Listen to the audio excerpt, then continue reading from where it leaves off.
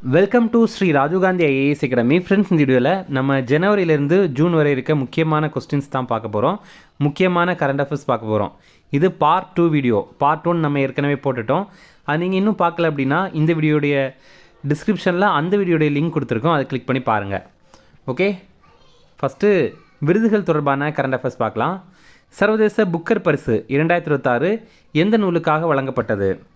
இதற்கான answer Taiwan travelogue. புத்தகங்களுக்காக வழங்கப்படுற மிக உயரிய விருது ஒன்று இது, சர்வதேச புக்கர் பரிசு அப்படிங்கிறது. இந்த புத்தகத்தை எழுதினது யார் அப்படின்னா யாங் ஷுவான்ஷி அப்படிங்கிறவர். இவர் தைவான் நாட்டை சேர்ந்தவர். மேண்டேரியன் சைனஸ் மொழியில் இதை அவர் எழுதியிருக்காரு. இதை ஆங்கிலத்தில் மொழிபெயர்த்தாங்க அப்படின்னா தான் அந்த புத்தகத்திற்கு சர்வதேச புக்கர் பரிசு கிடைக்கும். அந்த மாதிரி இதை ஆங்கிலத்தில் மொழிபெயர்த்தவர் யார் அப்படின்னா லின் கிங் அப்படிங்கிறவர் தான். அடுத்தது, Sweden's royal order of polar star விருது தற்போது எந்த இந்தியருக்கு வழங்கப்பட்டது? இதற்கான ஆன்சர் நரேந்திர மோடி. நம்ம பிரதமர் மோடி இப்போது ஸ்வீடன் நாட்டிற்கு பயணம் மேற்கொண்டிருந்தார். அவருக்கு ஸ்வீடன் நாட்டுடைய உயரிய விருதை வழங்கியிருக்காங்க. அந்த நாட்டுடைய பட்டத்து இளவரசியாரான விக்டோரியா தான் இந்த விருதை வழங்கியிருக்காங்க. அடுத்தது, நார்வே நாட்டின் மிக உயரிய விருது தற்போது எந்த இந்திய தலைவருக்கு வழங்கப்பட்டது? இதற்கான ஆன்சர் நரேந்திர மோடி. நம்ம பிரதமர் மோடிக்கு நார்வே நாட்டுடைய மிக உயரிய விருதான the grand cross of the royal Norwegian order of merit அப்படிங்கிற விருதையுமே இப்போ வழங்கியிருக்காங்க. நார்வேயுடைய தலைநகர் ஓஸ்லோ. அடுத்தது, சமீபத்தில் அக்ரிகோலா பதக்கத்தை பெற்ற இந்திய தலைவர் யார்? இதற்கான ஆன்சர் நரேந்திர மோடி. இப்போ பிரதமர் மோடிக்கு பார்த்திங்க அப்படின்னா FAO அமைப்பு, அதாவது ஃபுட் அண்ட் அக்ரிகல்ச்சர் ஆர்கனைசேஷன் பார்த்திங்கன்னா அக்ரிகோலா அப்படிங்கிற விருதை வழங்கியிருக்காங்க. இது எதற்காக வழங்குறாங்க அப்படின்னா நம்ம இந்தியாவில் எல்லாருக்குமே உணவு கிடைக்கிறத உறுதி செய்யணும் அப்படிங்கிறதுக்காக பிரதமர் மோடி நிறைய முன்னெடுப்புகள் பண்ணுறாரு. அதற்காக தான் அவருடைய முயற்சியை பாராட்டி FAO இதை வழங்குறாங்க. FAO food and agriculture organisation, தமிழில் உணவு மற்றும் வேளாண்மை அமைப்பு. இந்த அமைப்புடைய தலைமையகம் இத்தாலி நாட்டுடைய ரோம் நகரில் இருக்குது. 1945 இதை உருவாக்கிட்டாங்க இந்த அமைப்பை. அடுத்தது, ஃப்ளாரன்ஸ் நைட்டிங்கேல் விருதுகள் யாருக்கு வழங்கப்படுகிறது? இதற்கான ஆன்சர் செவிலியர்கள். நம்ம நாட்டில் சிறந்த நர்சஸ் இருக்காங்கள்ல, அவங்களுக்கு வழங்கப்படுற விருதுகள் தான் இந்த ஃப்ளாரன்ஸ் நைட்டிங்கேல் விருதுகள். இதில் ஒவ்வொருத்தவங்களுக்கும் பரிசு தொகையாக ரூபாய் 1 லட்சம் வழங்குறாங்க. இப்போது தமிழ்நாட்டிலிருந்து இந்த விருதை பெற்றவர் யார் அப்படின்னா சங்கர் சண்முகம் அப்படிங்கிறவர். இவர் சென்னை மருத்துவக் கல்லூரியுடைய செவிலியர் கல்லூரி முதல்வராக பணிபுரிகிறார். அடுத்தது, தற்போது புலிட்சர் விருது பெற்ற இந்திய பத்திரிகையாளர் யார்? இதற்கான ஆன்சர் A மற்றும் C, அதாவது ஆனந்த் மற்றும் சுபர்ணா சர்மா. உலக அளவில் பத்திரிகை துறையில் வழங்கப்பட்ட மிக உயரிய விருது தான் இந்த புலிட்சர் விருது. இந்த முறை இதை 2 இந்தியர்களுக்கு வழங்கியிருக்காங்க. இதை ப்ளூம்பர்க் நிறுவனத்தோட நடாலி ஒபிகோ பியர்சன் அவர் கூட சேர்ந்து தான் இவங்க பெறுறாங்க. இவங்க 3 பேரும் சேர்ந்து என்ன பண்ணாங்க அப்படின்னா ட்ராப்ட் அப்படிங்கிற ஒரு படைப்பை உருவாக்கியிருக்காங்க. இது என்னென்னா ப்ளூம்பர்க் நிறுவனத்திற்கு சொந்தமான ஒரு படைப்பு. இதில் சைபர் கிரைம்னால் மாட்டிக்கிட்ட ஒருத்தர் எவ்வளோ கஷ்டப்படுறாரு அப்படிங்கிறத பற்றிய விளக்கம் இதில் இருக்குது. அதற்காக இவங்களுக்கு இந்த விருதை வழங்குறாங்க. ஃப்ரெண்ட்ஸ், நம்ம ராஜீவ்காந்தி ஐஏஎஸ் அகாடமியில் இந்த ஆண்டு நடைபெற போகிற TNPSC group and films exam day test series start பண்ணியிருக்கோம். ஸ்க்ரீனில் தெரிகிற நம்பருக்கு நீங்கள் கால் பண்ணி பேசி இதில் ஜாயின் பண்ணிக்கலாம். அதே மாதிரி இந்த ஆண்டு நடைபெற போகிற TNPSC குரூப் 2 குரூப் 2 எக்ஸாமுக்கான ஃபிலிம்ஸ் டெஸ்ட் பேட்சுமே ஸ்டார்ட் பண்ணுறோம். ஸ்க்ரீனில் தெரிகிற நம்பருக்கு கால் பண்ணி பேசி நீங்கள் இதில் ஜாயின் பண்ணிக்கலாம். அடுத்தது, கான்ஃபரன்ஸ் மாநாடுகள் தொடர்பான கரண்ட் அஃபேர்ஸ் பார்க்கலாம். 2026 ஆண்டுக்கான பிரிக்ஸ் கூட்டமைப்பின் தலைமை பொறுப்பை ஏற்ற நாடு எது? இதற்கான ஆன்சர் இந்தியா. இந்த ஆண்டு பிரிக்ஸ் கூட்டமைப்பிற்கு தலைமை தாங்கினது இந்தியா தான். இந்த ஆண்டு ஜனவரி 1ஆம் தேதியிலிருந்து இந்தியா தான் தலைமை.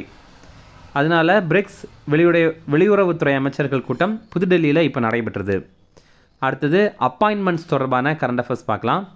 தேசிய பிற்படுத்தப்பட்டோர் ஆணைய தலைவராக தேர்வு செய்யப்பட்டவர் யார்? இதற்கான ஆன்சர் சாத்வி நிரஞ்சன் ஜோதி.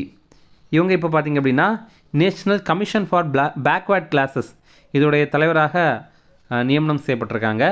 இந்த அமைப்பு 1993 உருவாக்கியிருந்தாங்க.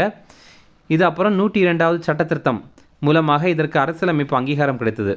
ஆர்டிக்கிள் 338 B இதை சேர்த்துருக்காங்க. ஆர்டிக்கிள் 338 B இப்போது இந்த தேசிய பிற்படுத்தப்பட்டோர் ஆணையத்தை சேர்த்துருக்காங்க. அடுத்தது, இந்திய வணிக மற்றும் தொழில்துறை கூட்டமைப்பின் பொதுச் செயலாளராக நியமனம் செய்யப்பட்டவர் யார்? இதற்கான ஆன்சர் அனந்த் ஸ்வரூப். இப்போ பார்த்திங்கன்னா ஃபிக்கி அப்படிங்கிற அமைப்பு. ஃபிக்கி அப்படின்னா federation of Indian chambers of commerce and industry அப்படிங்கிறது தான். இது ரொம்ப முக்கியமான அமைப்புகளில் ஒன்று. நம்ம இந்தியாவில் வணிகம் மற்றும் தொழில்துறை இதோடைய ஒரு கூட்டமைப்பு தான் இது. இந்த அமைப்பு 1927 உருவாக்கியிருந்தாங்க. இதோடைய தலைமையகம் வந்து புதுடெல்லியில் இருக்குது. அடுத்தது, பிரிட்டன் நாட்டின் இந்திய உயர் ஆணையராக நியமிக்கப்பட்டுள்ளவர் யார்? இதற்கான ஆன்சர் பெரியசாமி குமரன். இப்போ பார்த்திங்க அப்படின்னா பெரியசாமி குமரன் நம்ம இந்தியாவை சேர்ந்தவர். இனிமேல் பிரிட்டன் நாட்டில் போய் பணிபுரிவார். இந்தியாவுக்கும் பிரிட்டனுக்கு இடையில் இருக்கிற உறவுக்கு பாலமாக செயல்படுவார். இதே மாதிரி விக்ரம் துரைசாமி இவர் வந்து சீனாவுக்கான இந்திய தூதராக நியமனம் செய்யப்பட்டிருக்காரு.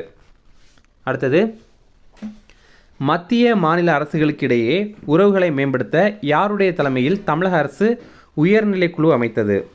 இதற்கான ஆன்சர் குரியன் ஜோசப். இப்போ பார்த்தீங்கன்னா நம்ம தமிழக அரசு கொஞ்ச நாட்களுக்கு முன்னாடி ஒரு உயர்நிலை குழு அமைத்திருந்தாங்க. இதற்காக அப்படின்னா மத்திய அரசு மற்றும் மாநில அரசுக்கு இடையில் இருக்கிற உறவுகளை மேம்படுத்தணும் அப்படிங்கிறதுக்காக ஒரு குழுவை உருவாக்கியிருந்தாங்க. அந்த உறவுகளை மேம்படுத்துறதுக்கு பரிந்துரை வழங்குறதுக்காக இந்த குழு உருவாக்கியிருந்தாங்க. யாருடைய தலைமையில் அப்படின்னா உச்சநீதிமன்றத்துடைய முன்னாள் நீதிபதியான குரியன் ஜோசப் தலைமையில் தான் இந்த குழுவை உருவாக்கியிருந்தாங்க. 2025 ஏப்ரல் 15 இந்த குழு உருவாக்கியிருந்தாங்க. இந்த ஆண்டு அதாவது 2026 பிப்ரவரி 16 இந்த குழு தங்களுடைய அறிக்கையை தமிழக அரசுக்கிட்ட வந்து வழங்கியிருந்தாங்க. அடுத்தது, இந்தியாவில் சட்டவிரோத குடியேற்றத்தால் மக்கள் தொகை மாற்றம் குறித்து ஆராய யார் தலைமையிலான குழு அமைக்கப்பட்டது? இதற்கான ஆன்சர் பிரகாஷ் பிரபாகர் நவ்லேக்கர். நம்ம இந்தியாவை பொறுத்த வரைக்கும் பார்த்திங்கன்னா சட்டவிரோத குடியேற்றத்தின் மூலமாக மக்கள் தொகை மாற்றம் பாதிக்கப்படுது. அதே மாதிரி இயற்கைக்கு மாறான நடைமுறைகள் மூலமாகவும் பாதிக்கப்படுது. அது எப்படின்னா, இப்போ சில இடங்களில் ரொம்ப அதிகமான வெள்ளம் இருக்கும். இதனால் பார்டர் கண்ட்ரீஸில், அதாவது பார்டர், இப்போ நம்ம இந்தியாவிலேயே பார்டர் பிளேஸில் இருக்கவங்க எல்லாம் பக்கத்து நாட்டுக்கு போகலாமா அந்த மாதிரி கூட பார்ப்பாங்க. அதே மாதிரி பங்களாதேஷில் இருக்கவங்க இந்தியாவுக்குள்ளாடி வருவாங்க. இந்த மாதிரி பக்கத்து நாட்டில் இருக்கவங்க இந்தியாவில் வந்து வசிக்க ஆரம்பிச்சிடுவாங்க. இந்த மாதிரி காலங்காலமாக நடந்திருக்கு. அப்போது இது சம்மந்தமாக எல்லாம் ஆய்வு பண்ணுறதுக்காக உச்சநீதிமன்றத்துடைய ஓய்வு பெற்ற நீதிபதி தலைமையில் ஒரு குழு அமைத்திருக்காங்க. இந்த பிரகாஷ் பிரபாகர் நவ்லேக்கர் இருக்கார்ல, அவர் தான் அந்த உச்சநீதிமன்ற ஓய்வு பெற்ற நீதிபதி. அடுத்தது, இந்தியாவின் முதல் திருநங்கை கிரிக்கெட் நடுவர் யார்? இதற்கான ஆன்சர் ரித்திகா ஸ்ரீ. இவங்க வந்து தமிழ்நாட்டை சேர்ந்தவங்க, சேலம் மாவட்டத்தை சேர்ந்தவங்க. அடுத்தது, ரேங்கிங் மற்றும் ரிப்போர்ட் தொடர்பான கரண்ட் அஃபேர்ஸ் பார்க்கலாம். 2025 இராணுவத்திற்கு அதிகம் செலவு செய்யும் நாடுகள் பட்டியலில் இந்தியா பிடித்த இடம் எது? இதற்கான ஆன்சர் 5. உலக அளவில் போன ஆண்டில் இராணுவத்திற்கு அதிகம் செலவு செய்த நாடுகள் பட்டியலில் முதலிடத்தில் இருக்கிறது அமெரிக்கா, 2வது இடத்துல இருக்கிறது சைனா, நம்ம இந்தியா 5வது இடத்துல இருக்கிறோம். இந்த ரிப்போர்ட்டை சிப்ரி அப்படிங்கிற அமைப்பு வெளியிட்டிருக்காங்க. சிப்ரி அப்படின்னா Stockholm international peace research institute அப்படிங்கிறது தான். அடுத்தது, எஸ்டிஜி இலக்கின்படி 2030க்குள் மகப்பேறு இறப்பு விகிதத்தை எவ்வளவுக்கு கீழ் கொண்டு வர இந்தியா இலக்கு நிர்ணயித்துள்ளது? இதற்கான answer 70. SDG sustainable development goals அப்படிங்கிறது தமிழில் நிலையான வளர்ச்சி இலக்குகள் அப்படிங்கிறது. இது ஐநா சபையுடைய இலக்குகள். இவங்க என்ன இலக்கு வச்சுருக்காங்க அப்படின்னா 1,00,000 குழந்தை பிறப்புகளுக்கு 70க்கும் குறைவான மரணங்களை நம்ம கொண்டு வரணும் அப்படிங்கிற மாதிரி ஒரு இலக்கு வச்சுருக்காங்க. இது என்ன மகப்பேறு இறப்பு அப்படின்னா, ஒருத்தங்க கர்ப்பம் அடைந்திருக்கும் போதே மரணம் அடைந்துருவாங்க. சிலர் பார்த்திங்க அப்படின்னா மகப்பேறு டைமில், அதாவது பிரசவம் டைமில் வந்து இறந்துருவாங்க. சிலர் பார்த்திங்கன்னா பிரசவத்திற்கு பிந்தைய 42 நாட்களுக்குள்ளாடி இறந்துருவாங்க. இதெல்லாம் நடக்குது. அப்போது இந்த இறப்புகள் இருக்காமல் முடிந்த அளவுக்கு பார்த்துக்கணும் அப்படிங்கிறது தான் இலக்கு. அதன் அடிப்படையில் அது 1,00,000 இறப்புகளில் 1,00,000 குழந்தை பிறப்புகளில் நம்ம வந்து அதை 70க்கும் குறைவாக இந்த இறப்பை கொண்டு வரணும் அப்படிங்கிறது தான் ஒரு இலக்கு. அது நம்ம இந்தியாவும் வச்சுருக்காங்க. அடுத்தது, வெளிநாடுகளில் இருந்து அனுப்பப்படும் பணம் அதிகம் எந்த நாட்டிற்கு வருகிறது? இதற்கான ஆன்சர் இந்தியா. இப்போ நம்ம உறவினர்கள் வேறு நாடுகளில் இருப்பாங்க. நம்ம இந்தியாவுக்கு அவங்க குடும்பத்திற்கு காசு அனுப்புவாங்க. அந்த மாதிரி வெளிநாடுகளிலிருந்து அனுப்பப்படுற பணம் அதிகமாக இந்தியாவுக்கு தான் வருது. $100 பில்லியன் மேலே பெற்ற ஒரே நாடு இந்தியாவாக இருக்குது. உலக அளவில் அதிகம் பணத்தை அமெரிக்காவிலேருந்து அனுப்புகிறாங்க. 2வது இடத்துல சவுதி அரேபியா இருக்குது. அதாவது 2வதாக சவுதி அரேபியாவிலேருந்து அதிகமான காசு வந்து சொந்த நாட்டிற்கு அனுப்புகிறாங்க. அடுத்தது, 2025 கடல் மீன் உற்பத்தியில் முதலிடம் பிடித்த மாநிலம் எது? இதற்கான ஆன்சர் தமிழ்நாடு. போன ஆண்டு கணக்கெடுப்பின்படி பார்த்திங்கன்னா கடல் மீன் உற்பத்தியில் நம்ம தமிழ்நாடு தான் முதலிடம் பிடித்திருக்கு. தமிழ்நாட்டில் முதலிடம் பெற்றது வந்து கன்னியாகுமரி மாவட்டம். இந்த ரிப்போர்ட்டை வெளியிட்ட அமைப்பு CMFRI அப்படிங்கிறது. CMFRI அப்படின்னா central marine fisheries research institute அப்படிங்கிறது தான். அடுத்தது, தேசிய செய்திகள் பார்க்கலாம். 2027 மக்கள் தொகை கணக்கெடுப்பின் தூதராக தேர்வு செய்யப்பட்டவர் யார்? இதற்கான ஆன்சர் சுதர்சன் பட்நாயக். இப்போ பார்த்தீங்கன்னா நம்ம அடிக்கடி கரண்ட் அஃபேர்ஸில் நியூஸில் இவரை பற்றி பார்த்துருப்போம். சுதர்சன் பட்நாயக் இவர் நம்ம இந்தியாவை சேர்ந்தவர். இவர் வந்து ஒரு சிறந்த மணல் சிற்ப கலைஞர். இந்தியாவுக்காக வெளிநாடுகளில் பல்வேறு போட்டிகளில் வந்து அவர் நிறைய பதக்கங்கள் ஜெயிச்சு இந்தியாவுக்கு தந்திருக்காரு. இப்போ நம்ம இந்தியாவில் வந்து 16வது மக்கள் தொகை கணக்கெடுப்பு எடுக்க போகிறாங்க. இது சுதந்திரத்திற்கு பின் எத்தனாவது மக்கள் தொகை கணக்கெடுப்பு அப்படின்னா 8வது மக்கள் தொகை கணக்கெடுப்பு. இது இந்த ஆண்டு ஏப்ரல் 1ஆம் தேதி ஆரம்பித்து இந்த ஆண்டு 30ஆம் தேதி செப்டம்பர் வரைக்கும் முதல் கட்டமாக கணக்கெடுப்பு பணிகள் நடைபெறும். அப்போ முதல் கட்டமாக வீடுகள் கணக்கெடுப்பு பணிகள் நடைபெறும். தமிழ்நாட்டில் இது வந்து ஜூலை 17லேருந்து 31ஆம் தேதி வரைக்கும் நடைபெறும் இந்த முதல் கட்ட கணக்கெடுப்பு பணிகள். இரண்டாவது கட்ட பணிகள் நம்ம இந்தியா முழுவதுமே அடுத்த ஆண்டு, அதாவது 2027 பிப்ரவரியில் தொடங்கும்.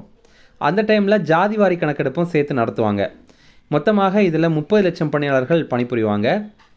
இதில் பார்த்திங்கன்னா பிரகதி மற்றும் விகாஸ் இந்த 2 அதிகாரப்பூர்வ சின்னங்கள் இந்த கணக்கெடுப்பிற்காக வந்து வெளியிட்டிருக்காங்க. இந்த படத்தில் நீங்கள் பார்த்தீங்கன்னா இந்த பெண் மாதிரி ஒரு பொம்மை இருக்குல்ல, இது வந்து இந்த பெண் பொம்மை வந்து பிரகதி, விகாஸ் வந்து இந்த ஆண் பொம்மை.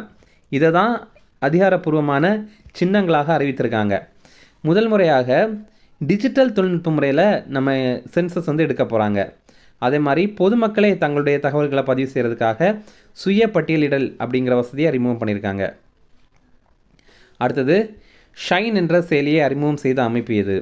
இதற்கான ஆன்சர் இந்திய ரயில்வே. இப்போ பார்த்திங்க அப்படின்னா இந்திய ரயில்வே ஷைன் அப்படிங்கிற ஒரு செயலியை அறிமுகம் பண்ணியிருக்காங்க.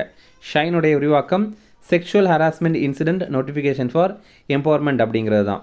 இது என்ன அப்படின்னா ரயில்வே துறையில் பெண்கள் பணிபுரிகிறாங்கல்ல, அவங்களுக்கு பாலியல் தொல்லைகள் ஏற்படுது. அப்போ அதை சம்மந்தமான புகார்கள் அளிக்கிறதுக்கு இந்த ஷைன் அப்படிங்கிற ஆப்பை யூஸ் பண்ணிக்கலாம்.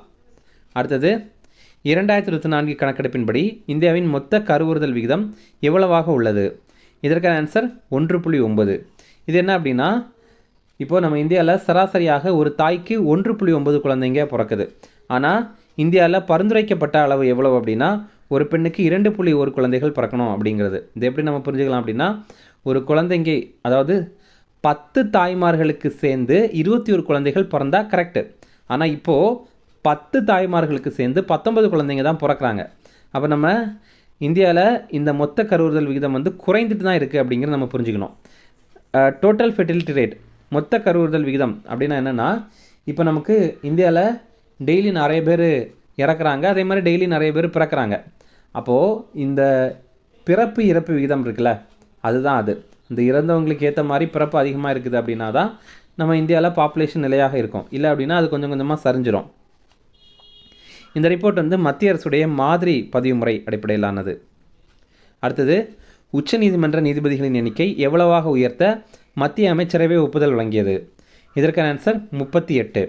இப்போ பார்த்திங்க அப்படின்னா நம்ம உச்சநீதிமன்ற நீதிபதிகளுடைய எண்ணிக்கை 33+1 அந்த அளவில் இருக்குது. இந்த 1 அப்படிங்கிறது உச்சநீதிமன்ற தலைமை நீதிபதி. இதை வந்து 38ஆக உயர்த்தணும் அப்படின்ற மாதிரி ஏம் பண்ணியிருக்காங்க. 38 அப்படிங்கிறது 37+1, இந்த 1 அப்படிங்கிறது உச்சநீதிமன்ற தலைமை நீதிபதி. இதற்காக the supreme court number of judges act 1956 அப்படிங்கிறதுல திருத்தம் கொண்டு வராங்க. அடுத்தது தமிழ்நாடு தொடர்பான செய்திகள் பார்க்கலாம். தற்போது தமிழ்நாட்டில் எத்தனை யூனிட் இலவச மின்சாரம் அறிவிக்கப்பட்டது? இதற்கான ஆன்சர் 200 யூனிட். இப்போ நமக்கு தெரியும், இப்போது நம்ம முதல்வர் வந்து ஜோசப் விஜய், தாவேகா தலைமையிலான கூட்டணி வந்து இப்போ ஆட்சியை நடத்துகிறாங்க. இப்போது தமிழக அரசு 200 யூனிட் வரைக்கும் இலவச மின்சாரம் அறிவித்திருக்காங்க. நம்ம தமிழ்நாட்டில் எல்லாம் 2 மாதங்களுக்கு ஒரு முறை தான் கரண்ட் பில் நம்ம வந்து பே பண்ணுற மாதிரி இருக்கும். அப்போ பார்த்திங்கன்னா 500 யூனிட் மின்சாரம் பயன்படுத்துகிற நுகர்வோருக்கு 200 யூனிட் மின்சாரம் வந்து இலவசம் அப்படின்னு சொல்லியிருக்காங்க. இதை நம்ம எப்படி புரிஞ்சுக்கலாம் அப்படின்னா இப்போது உங்கள் வீட்டில் நீங்கள் 2 மாதத்திற்கு 300 யூனிட் பயன்படுத்துகிறீங்க அப்படின்னு வச்சுப்போமே. அப்போது உங்களுக்கு 200 யூனிட் வந்து இலவசம். மீதி 100 யூனிட்டுக்கான மின்சார கட்டணத்தை மட்டும் நீங்கள் கட்டினா போதும். இதுவே நீங்கள் 600 யூனிட் பயன்படுத்துகிறீங்க அப்படின்னு வச்சுக்கிங்களேன், அப்போது உங்களுக்கு 500 யூனிட்டை நீங்கள் தாண்டி போயிட்டீங்க. அதனால் உங்களுக்கு 100 யூனிட் மின்சாரம் மட்டும்தான் இலவசம். அப்போது நீங்கள் மீதி இருக்கிற 500 யூனிட்டுக்கான கட்டணத்தை செலுத்தி தான் ஆகணும். இதுதான் கான்செப்ட். அடுத்தது தமிழ்நாட்டில் எவ்வளோ ரூபாய்க்கான விவசாய கடன் தள்ளுபடி செய்யப்பட்டது? இதற்கான ஆன்சர் ரூபாய் 75,000. இப்போ பார்த்திங்க அப்படின்னா தமிழ்நாட்டில் இது வரைக்கும் இப்போ கொஞ்ச நாட்களுக்கு முன்னாடி என்ன சொன்னாங்க அப்படின்னா ரூபாய் 50,000 வரையிலான விவசாய கடன் வந்து தள்ளுபடி செய்யப்படும் அப்படின்னு தெரிவித்திருந்தாங்க. அதுக்கு அடுத்தது தமிழக அரசு அந்த ஆர்டரை மாற்றிட்டு மறுபடி ரூபாய் 75,000 வரையிலான விவசாய கடன் தள்ளுபடி செய்யப்படும் அப்படின்னு தெரிவித்திருக்காங்க. ஆனாலும் இது 2025 மே 1ஆம் தேதியிலிருந்து இந்த ஆண்டு பிப்ரவரி 28ஆம் தேதி வரைக்கும் கூட்டுறவு வங்கிகளில் விவசாய கடன் வாங்கியவங்களுக்கு இந்த தள்ளுபடி. அடுத்தது, தற்போது எந்த நாடு 11ஆம் நூற்றாண்டை சேர்ந்த சோழர்களின் ஆனைமங்கலம் செப்பேடு தகடுகளை இந்தியாவிடம் வழங்கியது? இதற்கான ஆன்சர் நெதர்லாந்து. இப்போ ரீசெண்டாக நம்ம பிரதமர் மோடி நெதர்லாந்து நாட்டிற்கு பயணம் மேற்கொண்டிருந்தார். அவருக்கு நம்ம இந்தியாவை சேர்ந்த இந்த செப்பு தகடுகளை கொடுத்து விட்டுருக்காங்க அந்த நாட்டிலிருந்து. இது முதலாம் ராஜராஜ சோழன் காலத்தை சார்ந்தது. இந்த செப்பு தகடில் ஒரு தகவல் இருக்குது. என்ன அப்படின்னா, நாகப்பட்டினத்தில் இருக்கிற புத்த மடாலயம், அதாவது அதோடைய பேர் வந்து சூடாமணி விகாரம், அது பற்றிய தகவல் வந்து இதில் இருக்குது. அடுத்தது, நம்ம தமிழில் சாகித்ய அகாடமி விருது யாருக்கு கிடைத்திருக்கு அப்படின்னு பார்த்தீங்கன்னா சா தமிழ்ச்செல்வன் அப்படிங்கிறவருக்கு கிடைத்திருக்கு. அவருடைய தமிழ் சிறுகதைகளின் தடங்கள் அப்படிங்கிற இலக்கிய ஆய்வு நூலுக்காக வழங்கியிருக்காங்க. இது 2025ஆம் ஆண்டிற்கான சாகித்ய அகாடமி விருது.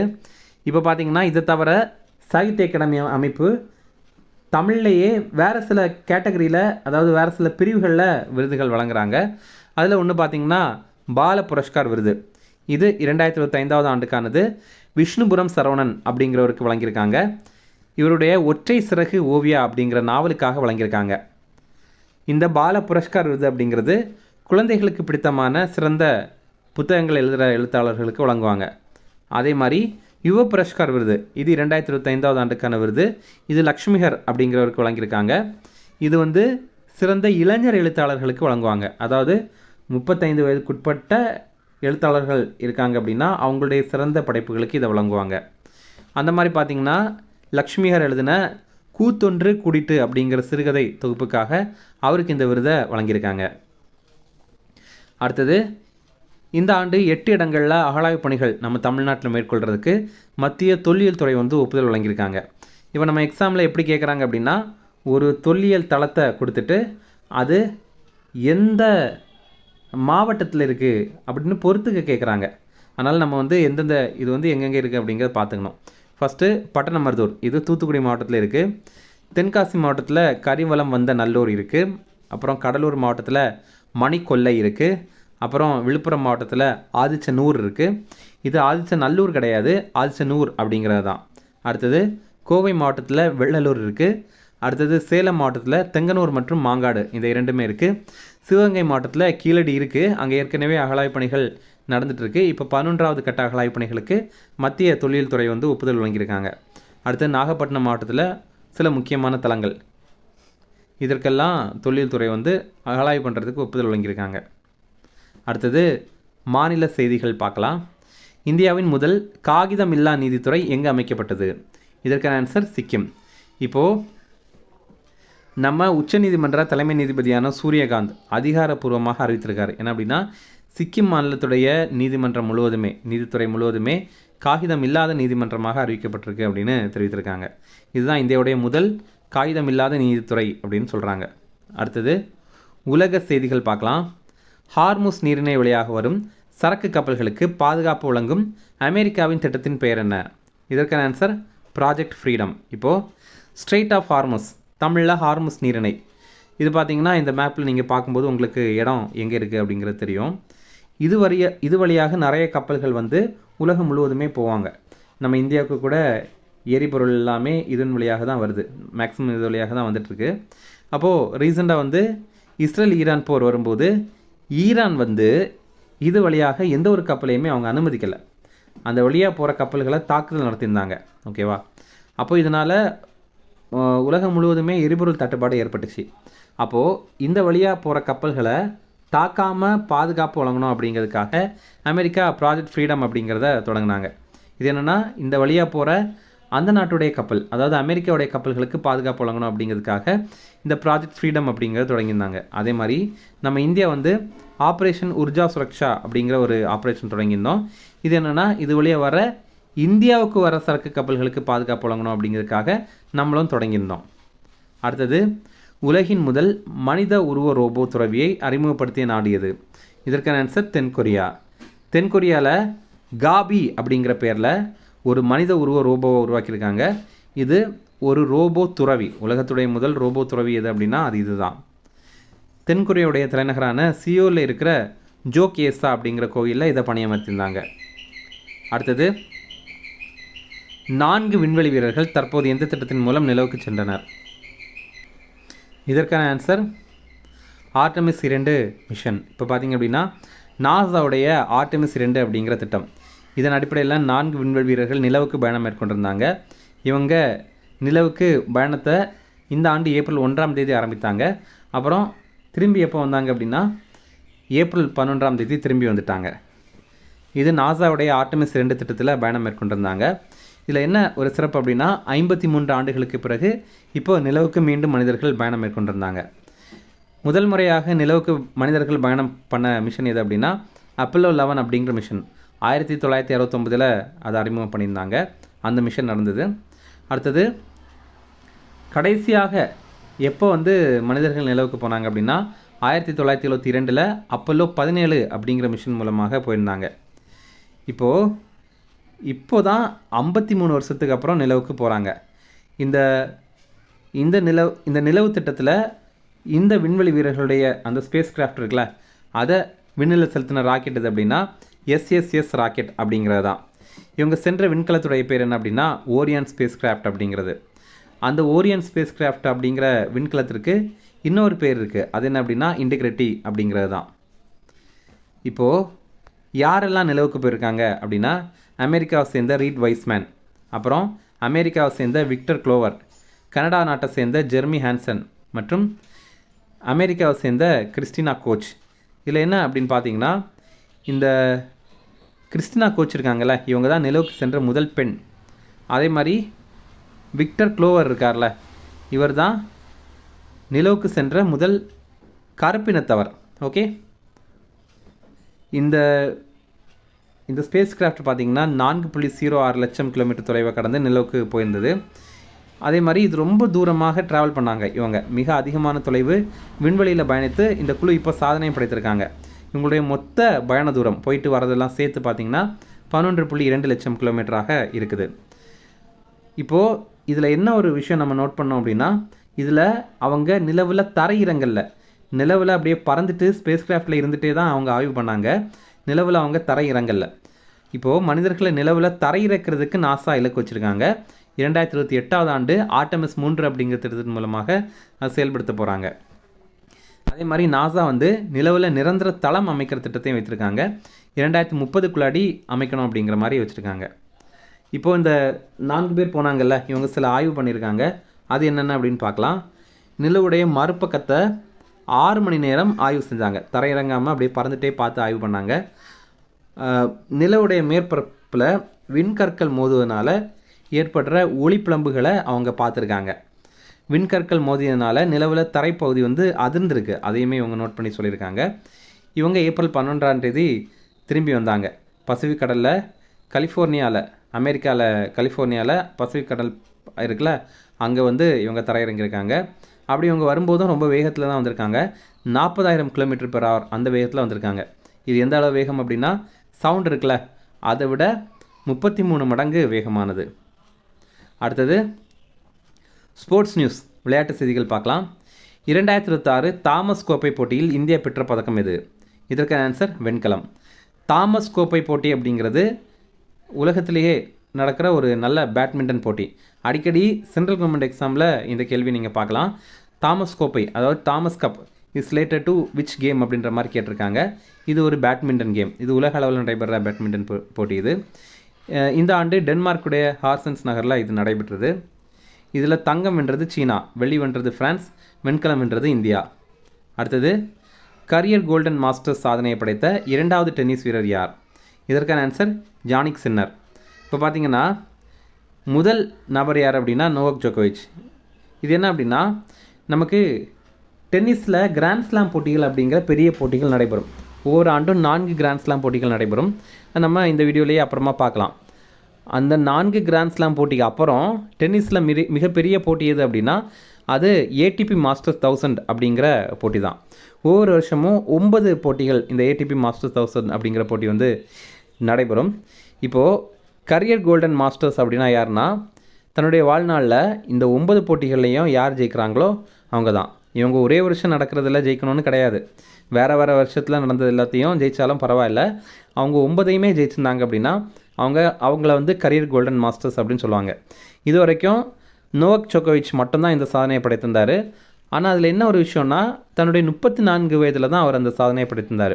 ஆனால் இப்போ பார்த்தீங்கன்னா ஜானிக் சின்னர் வந்து தன்னுடைய 21வது வயதிலேயே இந்த சாதனையை படைத்திருக்காரு. அடுத்தது 25வது குளிர்கால ஒலிம்பிக் போட்டியில் முதலிடம் பெற்ற நாடு எது? இதற்கான ஆன்சர் நார்வே. இப்போ பார்த்திங்க அப்படின்னா விண்டர் ஒலிம்பிக் போட்டி நடைபெற்றது. இது பிப்ரவரி 6லிருந்து 22ஆம் தேதி வரைக்கும் நடைபெற்றது. இது இத்தாலியுடைய 2 நகரங்களில் நடைபெற்றது. ஒன்று மிலன், இன்னொன்று கோடினாடி அம்பெசோ அப்படிங்கிற நகர். இந்த மாதிரி 2 நகரில் நடைபெற்றது. வரலாற்றிலேயே முதல் முறையாக 2 நகரங்களில் இந்த போட்டி இப்போ தான் நடைபெற்றிருக்கு. இதில் பதக்கப்பட்டியலில் முதலிடம் பெற்றது நார்வே, 2ஆம் இடம் பெற்றது அமெரிக்கா, 3ஆம் இடம் பெற்றது நெதர்லாந்து. நம்ம இந்தியா இதில் எந்த ஒரு பதக்கமும் ஜெயிக்கலை. அடுத்தது மகளிர் பிரீமியர் லீக் 2026 போட்டியில் வெற்றி பெற்ற அணி எது? இதற்கான ஆன்சர் ஆர்சிபி. ஆர்சிபி அப்படின்னா ராயல் சேலஞ்சர்ஸ் பெங்களூரு அப்படிங்கிறது. இப்போ நமக்கு ஆண்களுக்கு ஐபிஎல் போட்டி நடைபெறும் மாதிரி மகளிருக்கு வந்து WPL அப்படிங்கிறது நடைபெறுது, விமன்ஸ் பிரீமியர் லீக் அப்படிங்கிறது. அதில் வெற்றி பெற்றது ஆர்சிபி அணி. இதில்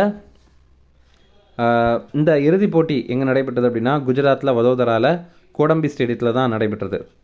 இப்போ உங்களுக்கான கேள்வி, இந்த ஆண்டு நடைபெற்ற ஐபிஎல் போட்டியில் வெற்றி பெற்ற அணி எது அப்படிங்கிறத கமெண்ட்ஸில் சொல்லுங்கள். அடுத்தது 2025-26 சந்தோஷ் கோப்பை கால்பந்து போட்டியில் வெற்றி பெற்ற அணி எது? இதற்கான ஆன்சர் சர்வீசஸ். இப்போ பார்த்திங்க அப்படின்னா சந்தோஷ் கோப்பை கால்பந்து போட்டி அப்படிங்கிறது நம்ம இந்தியாவுக்குள்ளாடி நடைபெற ஒரு கால்பந்து போட்டி.